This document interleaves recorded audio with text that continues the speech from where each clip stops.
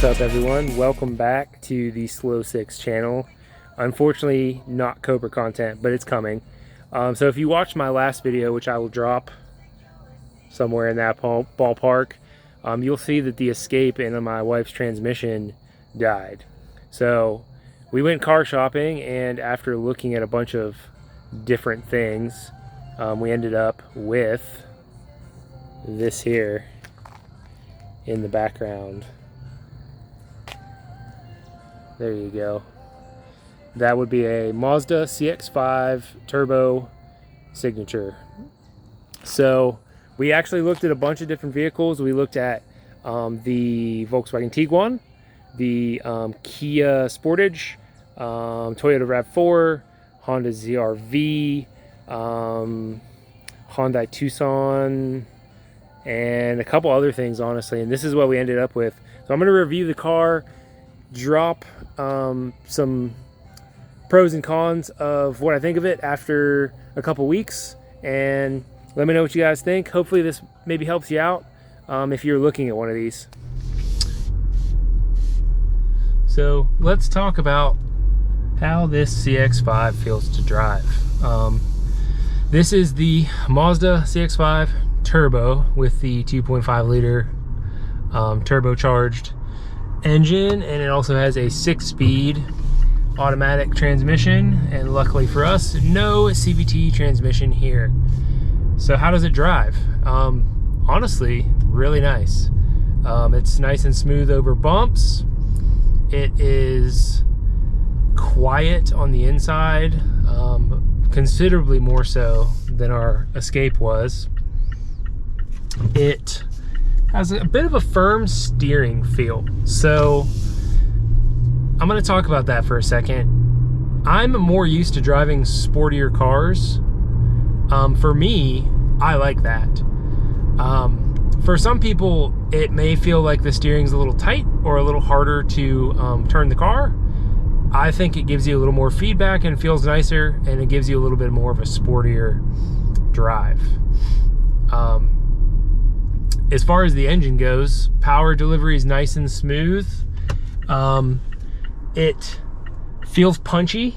I drove the non-turbo version of this as well, and given that it's a bit of a bigger 4-cylinder, it's a 2.5 liter, which is normal or bigger than what most normal 4-cylinder cars are coming out with these days from manufacturers. Most of them are 1.6, 1.8, maybe 2.0, the biggest.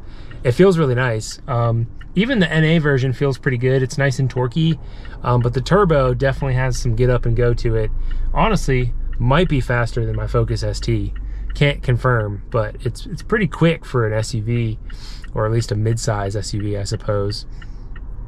Handling wise, it does have a little bit of a Mazda characteristic to it. You know, it feels nice. It stays planted through a turn pretty well for an SUV, once again, and it just feels good to drive. My wife kind of agrees. She thinks it feels nice. She doesn't mind the steering. There's a few other options. This one has the paddle shifter on the steering wheel, and it also has sport mode, which basically does something with the shift points. I'm not really sure exactly. I've tried it out a few times. It doesn't really seem like it changes much of anything to me. There's also off-road mode, which once again, I'm not really sure if I can notice an appreciable difference that it does anything, but it's on here. Not all of them have that. That's an option. I believe all the turbo models do, because it's the higher end. But yeah, I mean, from the driving aspect, I really like it. It's comfortable. Yeah, we took it on a 6-hour ride to Virginia recently, right after we got it, and we were both impressed with how it felt. We were comfortable. This is nice. Everything's leathery on the inside. This model in particular has heated seats, ventilated seats. Pretty sure it even has a heated steering wheel. It also has lane assist. It has adaptive cruise control, which if you've never driven a car with, is actually really awesome. Which you can also change the amount of distance between the car in front of you if you have the adaptive cruise control on. It has some other bells and whistles as well. It has rain sensing wipers. It has power folding mirrors when you park. It has a heads up display, which I'll try and get on camera, but I don't know if you'll be able to see it or not. But basically it projects your mile per hour and a few other informational things on the windshield, which is kind of strange. It's weird to see until you get used to it. It's got automatic headlights, which are adaptive, meaning if you're going through a turn at night, the headlights will turn a little bit for you and kind of keep the road lit, which is pretty cool. So as far as the driving experience, honestly, it's what you would hope to get from Mazda. It's a little on the sportier side, but it's comfortable, and everything on the inside of the car feels really nice.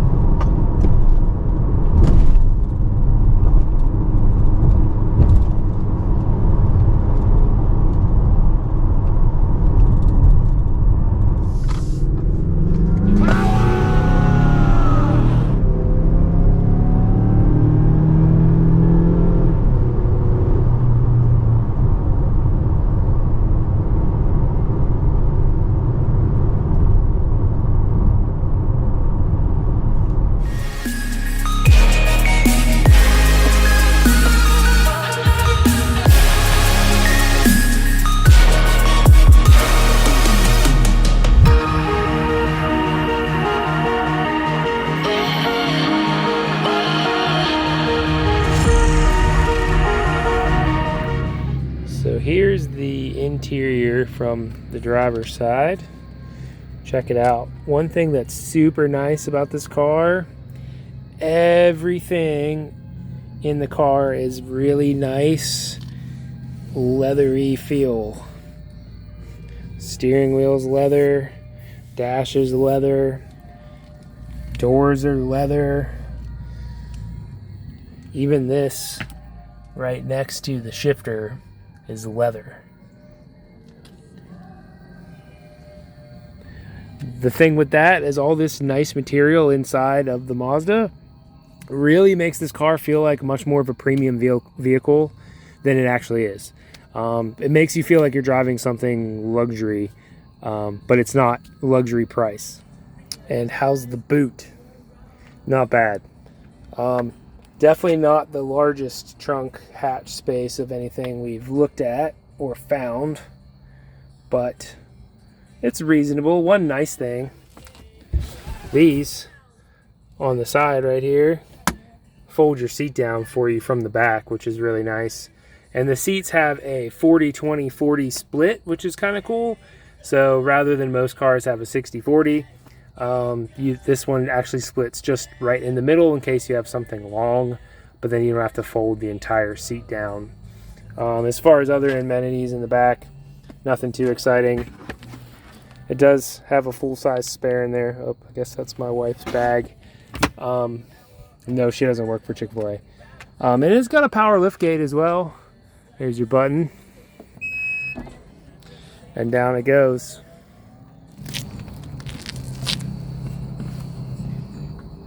So, how's the interior?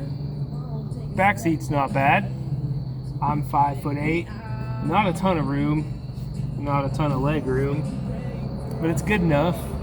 Probably not the most comfortable if you have a bunch of full-size adults, but it's workable.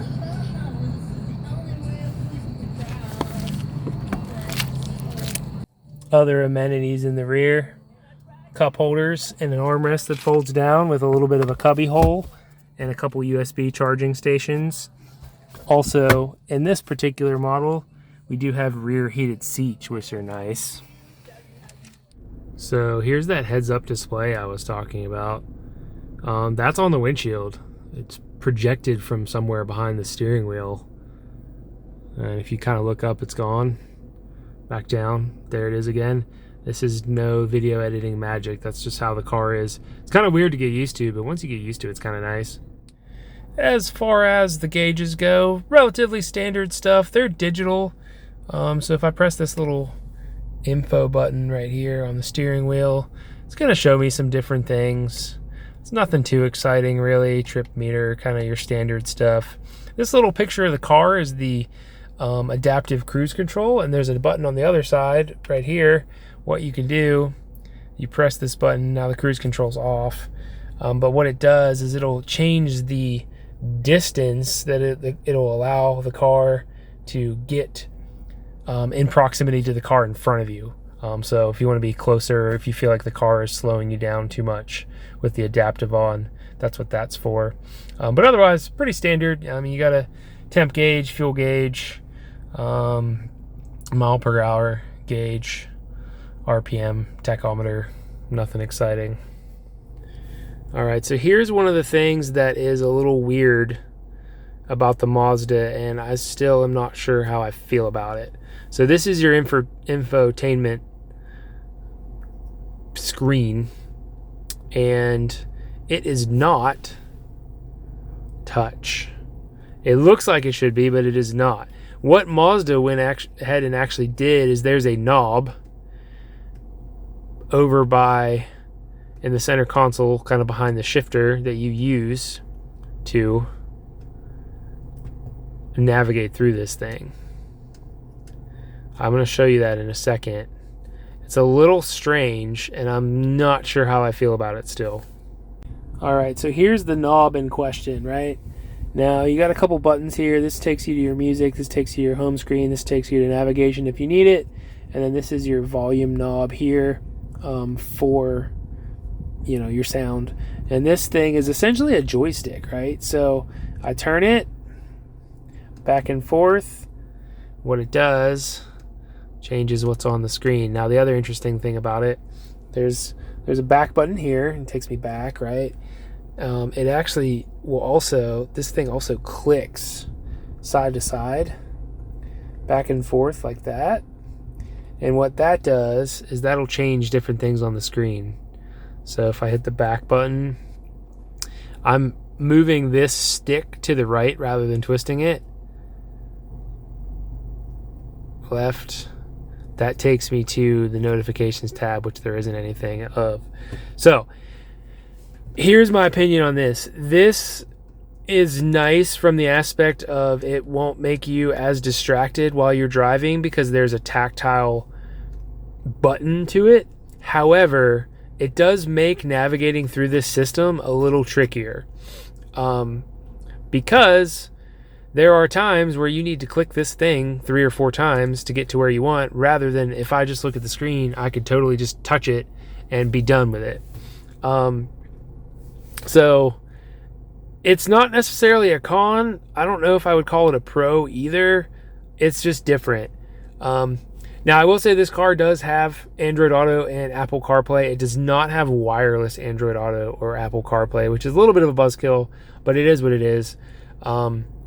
And it works just as you would expect. I'm not going to show you this right now because I'm actually recording this through my phone, so I can't plug my phone in and record.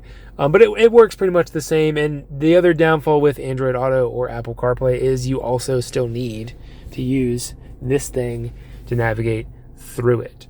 So like I said, not necessarily a pro, not necessarily a con. I would say compared to some of the other vehicles that we looked at, it's not my favorite. The Kia has like a massive touchscreen that envelops like the entire dash. Probably too much, honestly. The Volkswagen has a touchscreen. Everything else pretty much has a touchscreen, but the Mazda. So if that's important to you, this may not be the car for you. It wasn't a deal breaker for us because the rest of the car we really liked, but definitely different and something if you go to test drive one of these, you should play around with to see how you feel about it. All right, so other things on the inside of the car, we have this MI Drive deal, which I mentioned earlier, does normal, off-road, and sport mode. Like I said, I'm not really sure if it does much personally, but it's there. You got your standard, shifter. I will say this is nice to have, as some vehicles no longer have a normal shifter anymore. They have something that looks like this knob that changes from park to neutral to drive to reverse. Mazda, at some reason, makes a knob for their infotainment and a shifter. I'd rather have the shifter, personally. It's pretty standard deal. Now, I will say this vehicle, and I don't believe all of them do, does have a manual mode.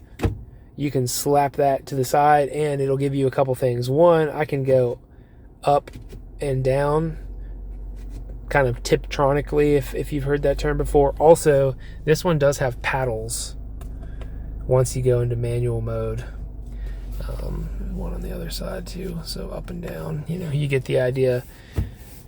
For a car that you're probably just driving to work, not super important, but if you're going through the twisties in this for some reason, sure, that's pretty nice. Other things, standard stuff. You got cup holders. You got some storage, which is full of my wife's stuff apparently now. You got a glove box, all that fun stuff. The seats have like about 1 million different power options. You can't see that down there, but it's got lumbar support, recline, tilt, up, down, pretty much everything you would expect at this point. All your standard window buttons, etc., etc. But I will say, once again, all of the interior materials are super nice, and they're way nicer than everything else we looked at. And one other just kind of general note, this car does have the Bose 10-speaker sound system. So let me turn the radio on real quick here. It does sound really nice in here, and I'm not going to play much of this because I don't want to get this taken down on YouTube, but the heat. Very nice sounding car.